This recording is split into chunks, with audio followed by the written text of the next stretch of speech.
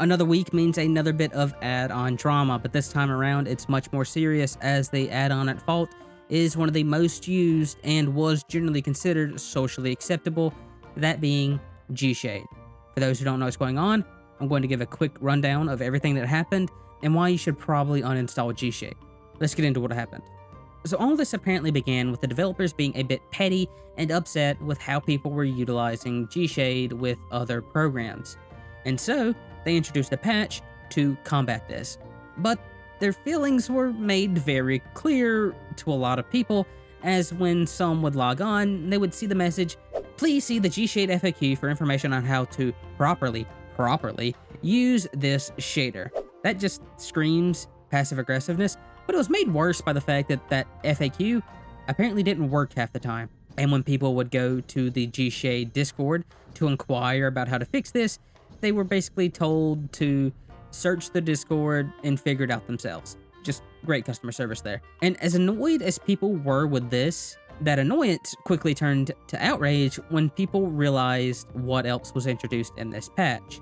You see, they implemented a small bit of code that would force your computer to restart if utilized with certain other programs. When the outrage got too high, the developers obviously had to address this and why they did it. And the response was this. "Hello Knight. Anti-tampering code is not unusual in proprietary software. It is impossible to trigger that code by running the GShade installer as a normal end user in any fashion.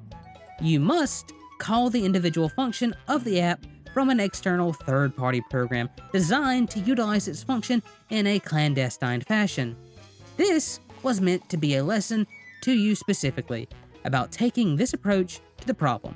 Anything could have been in the payload, and you'd have been responsible for distributing it to people and triggering it. I chose a restart specifically because I wanted something that was completely harmless, but slightly more noticeable than a quick process kill. Consider it similar to what anti-cheat software does when something particularly bad turns up." This is insane.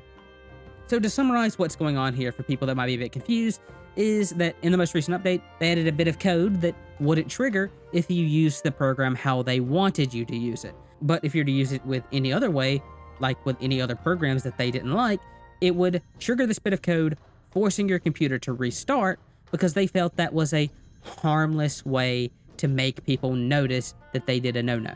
Which, again, insane. Now, before we move on, let's touch that restart being completely harmless. If you're downloading something, that's likely going to be corrupted. If you're working on a paper, a video, a spreadsheet, that progress is gone. You know, when your antivirus is going to restart, it asks you, it warns you. So, no problems happen. Windows gives you warnings.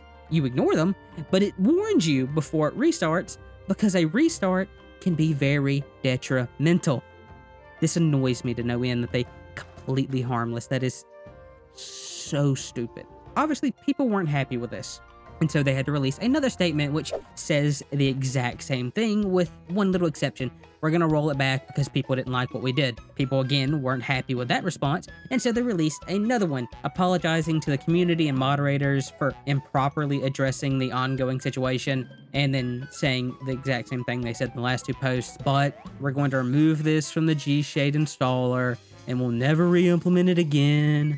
Moving forward, we'll ease up on updating requirements associated with GShade, as they are ultimately what led to the conflict in the first place. So they kind of admit fault in the third response after people weren't happy with the first two responses, but they have burned every bridge that they have in the 14 community. In fact, the 14 Reddit has come out saying that GShade is going to be removed from their resources tab, and while you can still discuss GShade as a topic, any links to their Discord or the program itself are now banned.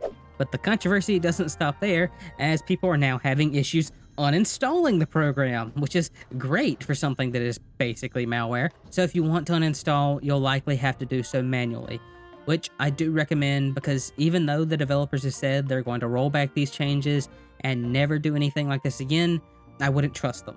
Their whole mentality on this situation is very alarming. Thinking what they did is harmless isn't good. What happens next time they're feeling petty and want to do something a bit less harmless? What are they going to do then?